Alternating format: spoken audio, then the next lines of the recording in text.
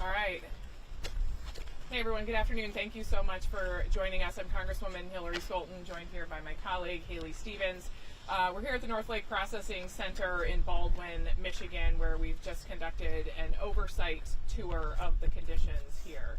Obviously, late last year, unfortunately, an individual died in this processing facility. Congresswoman Stevens and I led a letter to ask about the conditions here that led to that circumstance, as well as general oversight. We had not yet received a response to our letter, so we wanted to come here today and follow up and see for ourselves.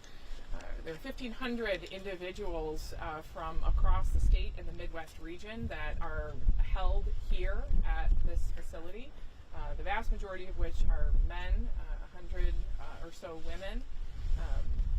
We were told before we came here today, we asked to put out a sign-up sheet for individuals who wanted to speak with us. Nearly 100 individuals signed up to want to speak to a member of Congress. We were only afforded the opportunity to speak with about 4 today. The situation with respect to ICE across the country is desperate, and we need members of Congress paying attention, conducting more visits like these so that they can care for their constituents. And also, places like this aren't free.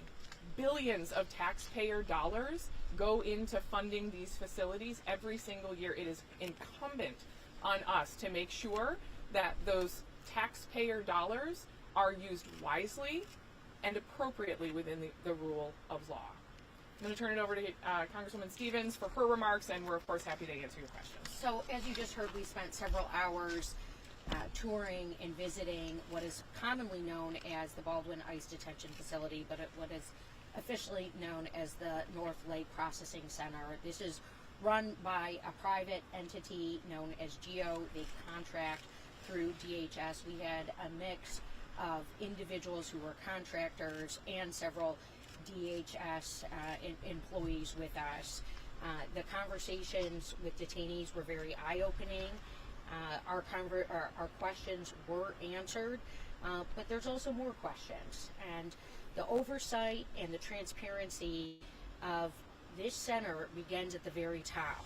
And unfortunately, the outreach that Congresswoman Scholten and I made to our Department of Homeland Security Secretary, Kristi Noem, went unanswered around the death of Mr. Ganchev. And it was recognized today that we had sent that correspondence. What we were informed of is that there is still an ongoing review of his death, and yet a man is dead. And he died here in this ICE center, this ICE processing center, this detention center.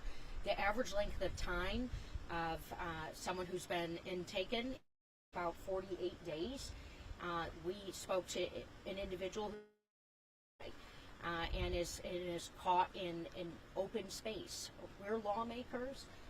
We need to also roll up our sleeves, as we have done, for the safety and security of our country, of our state of Michigan, but also to close loopholes and to make sure that we have fair processes and transparency from the top down to the bottom. I remain disappointed.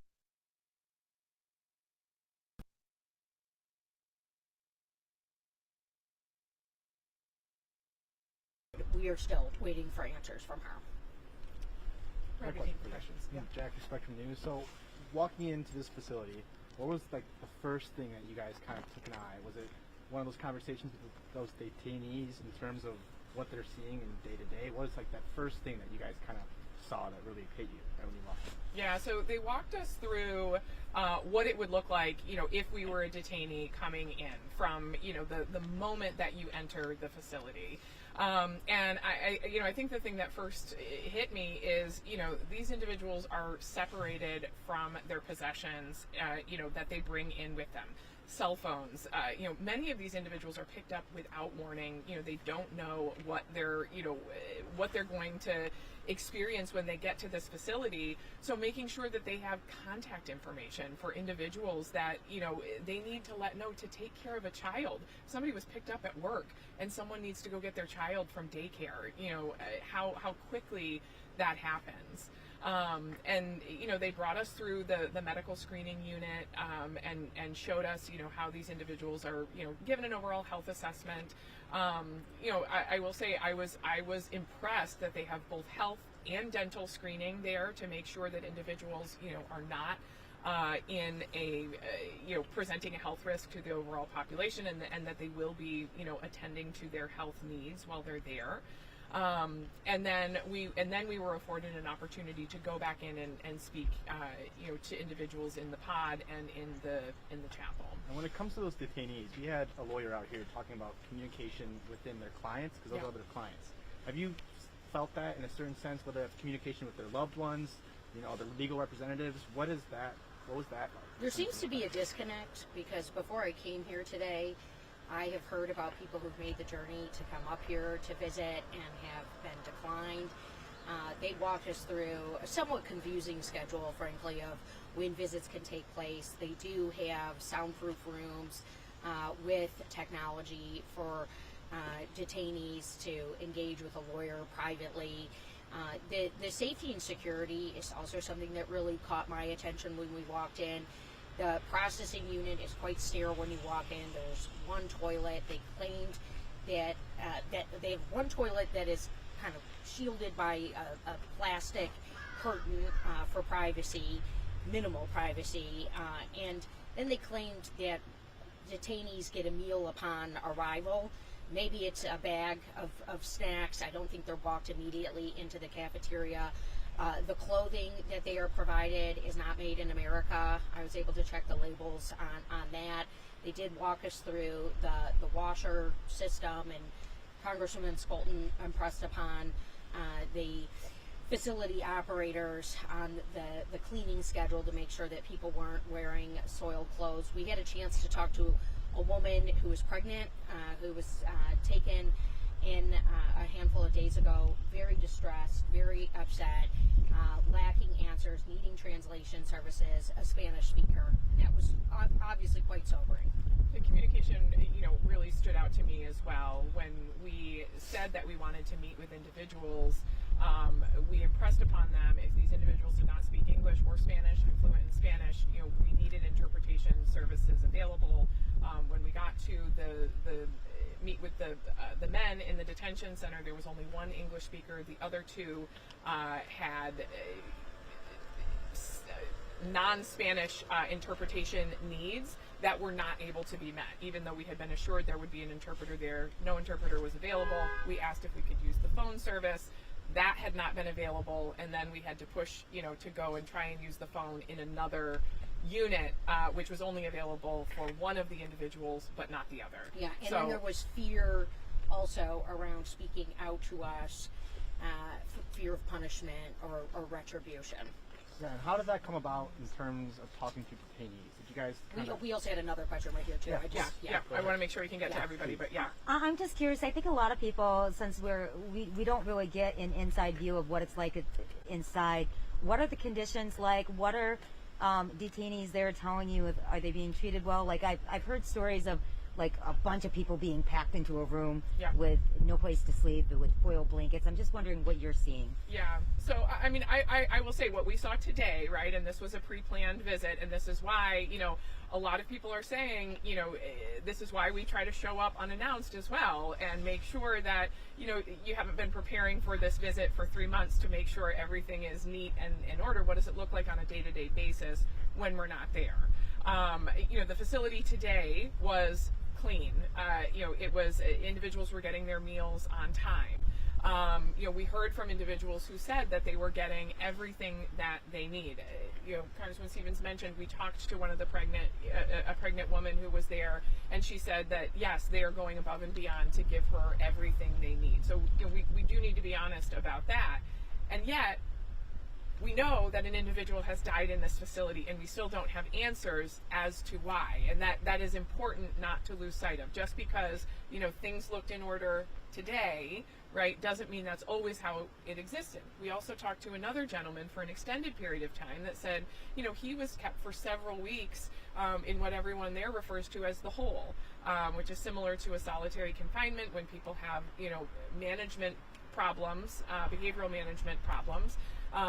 He spoke of being, kept in a freezing room where he couldn't feel his toes, and having his food just thrown into his cell.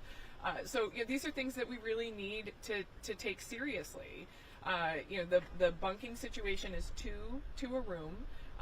And then there's a central room where about 100 people who are in that pod can gather. Yeah, and they're able to keep some food items through the commissary in their rooms, their holding cells, in addition to bowls for the cooking of noodles.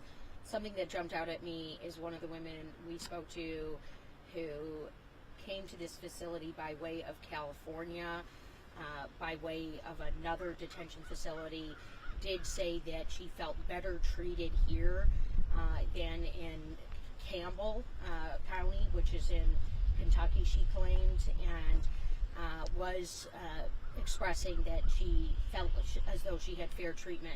Of note, there are female leadership here. There's female leadership, and there are women who walked with us today and explained on the intake process how important it is to treat people with humanity. And that obviously really stuck out to me, because some of the things that we are witnessing before our eyes in our neighborhoods, in our streets, is really a lack of humanity. There's been a lack of due process, a lot of open-ended questions with what happens when you come here and the legal process. They're not carrying weapons. They informed us, much to my surprise actually, that no one is carrying a gun in this processing center. No guns or tasers, only a pepper spray. So there's no weapons at all in the facility. Isn't that kind of weird if there's supposed to be violent criminals in there? Right. What are these individuals being detained for? Right. Yeah. Well, we also know that 11% of ICE arrests are people with criminal records. Only 11%. So we've got 1 in 10 cases, and there's frankly an exploiting of our Constitution and our system of laws, which when you have interpretation difficulties and a legal system that isn't acting. You had a question there. Yeah, I want to talk about Aaron Sullivan with CCM. I want to talk about the leadership that you spoke to today, because I know they said treating inmates with respect is something that they, discussed with you. We've heard from a lot of people with loved ones here that that's not the case. Guards turning their badges around so they can't identify them. Phone calls being cut when people do discuss the conditions here. Did you guys press on that at all? We did, especially when we spoke to a gentleman who was clearly very nervous about telling us about the conditions. And he said, I hope that this isn't used as retribution against me and I get sent back to the hole, because I really want to speak honestly with you. We did ask for an opportunity to speak with him alone and in private, and we were denied that opportunity. So, and we were denied the opportunity to speak with many people who wanted to speak with us. They watched you? They were in the room with us, yes. And, I think that is one thing, again, oversight is not a single letter on a single occasion, and that's what I think I really want to impress today on what I think all of our colleagues, Republicans and Democrats, should be doing. Congresswoman Stevens and I sent a letter. When we didn't get an answer to a letter, we came here to see for ourselves. Now we're going to be following up to make sure this gentleman who spoke so freely to us doesn't experience the retribution that he is afraid of experiencing. So, I think it's not a one and done. We need to continue, holding accountable every single day. It's what, our constituents sent us We to sent Washington congressional to do. oversight to the Secretary of Homeland Security about what is actually taking place here. And there was an attorney when we were leaving in the vestibule waiting to come in, and he informed that he was planning to see almost 100 people. That's his waiting list. Yes, sir. Do you have a sense of where the detainees here are coming in from? I know you mentioned there was one woman from California. Is it primarily people that are being detained initially in Michigan or elsewhere? Mostly Michigan is what we heard from. majority. There was Grand Rapids. There was several I talked to from Warren in And then Macomb County. Was it difficult to organize this visit as a whole? Were there any roadblocks or challenges to actually getting this visit? to happen? You know, I will say they were very forthcoming in allowing us to come here, and we were able to schedule this on our time frame. We did get the visit cut short from by an hour, which was frustrating, especially given the fact that there were 100 detainees apparently that wanted to speak to us, that were so desperate for a connection to someone to help them. We originally were given 3 hours, and they cut it to 2 today. So yeah, yep. Are there representatives of ICE or DHS at this facility? Yes. Mm-hmm. Yeah. Did you speak with them? Yes. What did you? Congressional liaison Okay. was here from DHS, someone who had served in the Marines for 27 years, came from my congressional district, was certainly eager to be transparent and kind of show where they're trying to make improvements. Where I come in as a lawmaker who's trying to stand up to, frankly, some of the abuses of power that we've seen stemming from the very top, even all the way up to the president, who's threatened to deploy the military on Americans when local law enforcement and state officials aren't asking for it. ICE needs to take off their masks in the streets. ICE needs to have accountability. What we've witnessed before our very eyes taking place in Minneapolis is outrageous, and it's infuriating. And we have dead Americans, and we also have individuals who are being detained who haven't committed a crime and then are caught up in a legal system, and they have disrupted lives. They have family who is being hurt, and frankly, communities who are left with a lot of answers. Notably, they designate the detainees here who have a criminal background. They make them wear red jumpsuits in the population. I think we only saw 2-3 people in red jumpsuits in there. The pregnant woman who we spoke to was absolutely beside herself. She's got an 18-month-old at home who said just sobbed on the phone when she was able to finally speak to her. She found out she was pregnant when she came here, and she's just beside herself to try and get back to her daughter. Her husband works around the clock. They take shifts. He works, she comes home.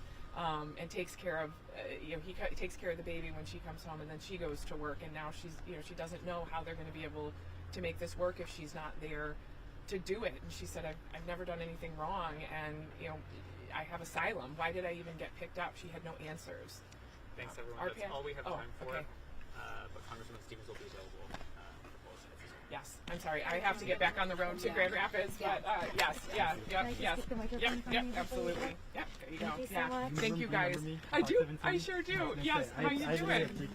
Yes. Oh my gosh. Yeah. I'm expecting that. Oh, you okay? That's right. I was like, I thought you. Do you want to start first? I went through some changes, so yeah, in the Yeah. spectrum, and now we're national. Yeah. So if you ever have stuff, that's something. Okay. All right. Great. Great. So perfect. All I right. was living my first precedent from me is the hang that head job Yeah, downtown. yeah, I remember. I remember. But I have I know. TikTok. Yes, yes, you can. I know. You're no. I'm glad you asked. Yeah. God, Yeah. that's so funny. Well, thank you so much. Yes. Seriously. Yeah. Great work. Yes. Good to